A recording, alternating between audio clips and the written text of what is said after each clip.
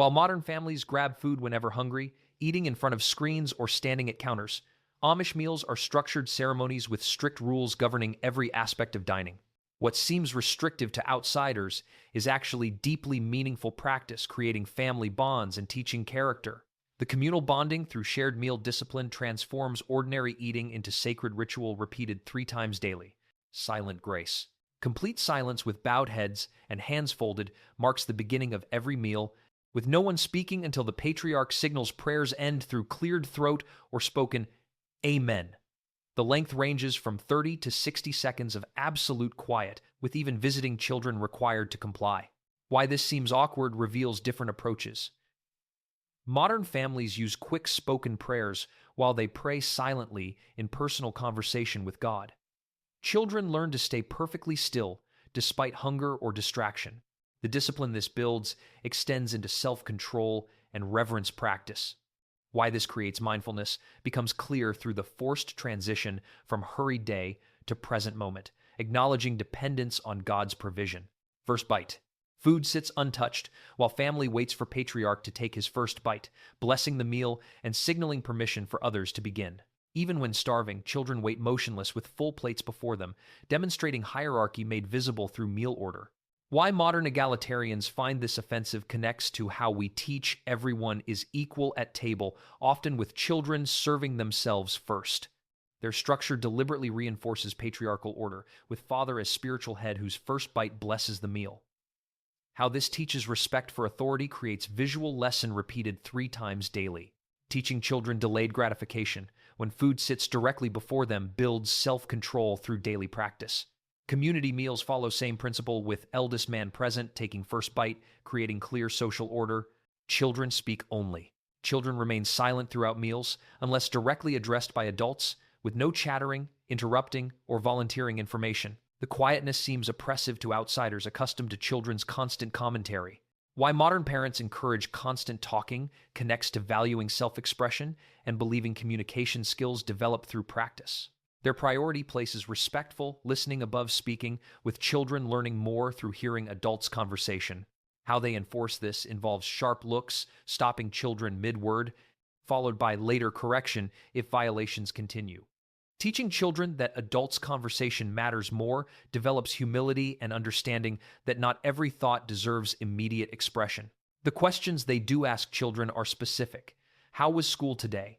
Always focused queries, never open-ended invitations to ramble. Children's responses must be brief and respectful, using full sentences with proper grammar. Why this seems to stifle children worries modern parents, but their belief holds that meals serve as learning time through listening, not performance time for children. Serve others beforehand. Always passing dishes to others first rather than taking servings for yourself establishes fundamental order. Guests, elders, men, women, and finally children receive food in strict sequence. Why this contradicts modern self-service culture where we teach get what you need reveals different priorities. Their practice demands constant awareness of others' needs. How this works involves dishes starting at patriarch, who serves himself modestly and passes left, with each person taking small portions and passing along. Children wait until dishes reach them naturally, never reaching across or asking for specific dishes. If a dish doesn't reach you because it emptied, you simply do without. Teaching children servant mindset means learning your needs come after others' needs, building humility through daily practice. The portions taken initially are always modest, ensuring food suffices for everyone. Second, helpings come only after everyone has been served once. Why this prevents waste and greed becomes obvious through ensuring no one loads plates thoughtlessly. The modern buffet mentality, where we load plates without thinking, contrasts with their careful consideration of community needs. No food criticism, never complaining about a meal served or expressing preferences and dislikes represents an absolute requirement, with eating what's provided with gratitude regardless of personal taste being expected from all. The positive comments only policy means if you cannot say something appreciative, you remain silent rather than offering criticism. Why modern children complain constantly about food connects to how we accommodate preferences and dislikes routinely. Children expect choices and alternatives as normal, and picky eating gets viewed as normal developmental phase rather than character problem. Their approach demands eating what's provided without comment or complaint, creating peaceful mealtimes and respecting cooks' labor. How they enforce this rule involves immediate correction for negative food comments, teaching specific phrases like "thank you for the meal" as acceptable responses, while never allowing "I don't like this" or "this tastes bad" or similar criticism. The reasoning centers on respect for cooks' labor, recognizing hours of work invested in meal preparation, and understanding that criticism insults cooks' effort and skill regardless of intention. Gratitude gets required regardless of personal taste preferences, teaching children that your preferences don't matter compared to cook's service. Developing appreciation for variety means learning that not everything suits your particular taste and accepting this reality gracefully. Learning that not everything will please you, but gratitude remains appropriate regardless builds mature character. The long-term character development produces adults who don't complain about circumstances, generally accept situations without constant criticism, and find good in everything rather than focusing on negatives. How this affects family harmony eliminates mealtime arguing about food, creates peace during meals instead of conflict, and prevents cook from feeling need to defend choices or feeling constantly criticized, asking to be excused. Cannot leave table without explicit permission from father, requiring children to ask formally, "May I please be excused?" and waiting for verbal permission before moving from their seats. Why modern children leave freely when finished eating, requiring no formal permission and often wandering away even mid-meal, reveals different understanding of meals as individual versus communal events. Their requirement teaches respect through making father determine when meal ends, rather than allowing individual decision by each person, reinforcing that meals are community events ending together. How this works practically involves children finishing eating, then sitting quietly with hands in lap, waiting patiently for father to finish his meal and subsequent conversation, then asking politely for permission to leave. The answer sometimes being "not yet" when more conversation needs happening, requires children to sit and continue listening even when they prefer leaving for play or other activities. Learning patience and participation in adult conversation beyond the eating itself teaches that meals serve purposes beyond food consumption. Teaching children that meals are communal events, not just about individual eating, requires physical presence for social bonding time, with no rushing through food for personal activities afterward. The modern eat and run approach, where we finish quickly and leave immediately, contrasts with their lingering together after eating concludes, with conversation continuing significantly after food consumption finishes. Why this builds family connection becomes clear through forced time together daily, preventing escape to devices or activities until father releases everyone, and creating opportunities for learning about family members' lives beyond superficial updates. Gender-separated serving. Men and women often eating in completely separate spaces or at minimum being seated by gender, with women and girls serving food before eating their own meals, represents practice modern people find sexist and discriminatory. Why modern culture values integrated family dining, where everyone eats together regardless of gender, makes separation seem backward and offensive. Gender separation appears discriminatory, while serving gender hierarchy seems obviously oppressive to contemporary observers. Their reasoning explains different roles creating different needs, with men needing to eat quickly before returning to time-sensitive work, and women eating while simultaneously managing young children's needs. Practical division of labor, rather than value judgment about worth, drives the separation according to their explanation.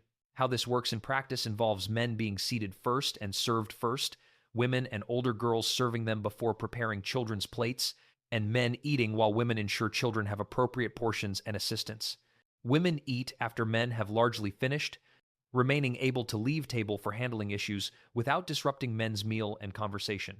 The community meal version implements complete separation with church meals, where men eat first shift while women eat second shift with children, creating distinct male and female social spaces. Teaching daughters' servant role through this practice includes learning to serve before being served, developing hospitality skills essential for future roles, and understanding their expected responsibilities as future wives and mothers. Teaching sons to receive service gratefully involves thanking women genuinely for their service, not demanding or acting entitled to service, and recognizing women's essential contribution to household functioning. Nothing on table. Complete ban on books, newspapers, phones, and all other distractions means nothing appears on table except food and dishes, with full attention directed to meal and companions present. Why modern families struggle with this rule connects to phones at table being completely normal now, reading while eating being common practice, and everyone existing in own world despite physical proximity. Their absolute prohibition on distractions gets enforced strictly, with no technology at table ever under any circumstances, books and newspapers remaining in other rooms, and complete focus on present moment required from all. The reasoning views meals as communal events that cannot build community while distracted, recognizing relationships require full attention, and honoring companions through undivided presence. Teaching children present moment awareness includes being where you are completely without thinking about next activity, engaging fully with people physically present, and not allowing mind to wander to absent concerns. The conversation this creates space for includes daily check-ins with family members about their activities and concerns, discussing farm work progress and challenges, school experiences and learning, and community happenings and relationships. Resolving issues and planning together happens naturally when everyone's attention focuses on shared conversation. Modern phone addiction, where we sit together but aren't truly present, scrolling instead of conversing and missing actual human connection happening around us, contrasts with their meals, building actual relationships through face-to-face communication daily, learning conversational skills through practice, and developing deep family bonds through shared attention. These 10 rules seem oppressive, restrictive, and hopelessly old-fashioned to modern people valuing casual spontaneity and individual freedom above structured ritual. But they create genuinely meaningful mealtime experiences that modern families increasingly lack, with structure enabling deep connection rather than preventing it as we might assume. The discipline builds character in children, including self-control over impulses, respect for authority in others, gratitude for provision, and awareness of community needs. Modern casual dining, where we grab food whenever hungry and eat wherever convenient, contrasts with their intentional practice, treating meals as sacred family time. We've largely lost the art of communal meals in pursuit of efficiency and convenience, while they maintain it through strict etiquette passed across generations. This isn't suggesting everyone should adopt all these rules wholesale or transform dinner into formal ceremony requiring extensive preparation, but recognizing value in structured dining, understanding that some restrictions create rather than limit meaningful connection, and appreciating the family bonds created through daily ritual deserves consideration. What we gain in casualness and convenience, we often lose in meaning and connection that nourish souls beyond feeding bodies. Which rule would be most challenging for you to follow? Could you imagine implementing any of these practices in your own family meals? Share your thoughts in the comments and subscribe for more explorations of cultural wisdom that challenges our modern assumptions about progress and freedom. Thank you for watching.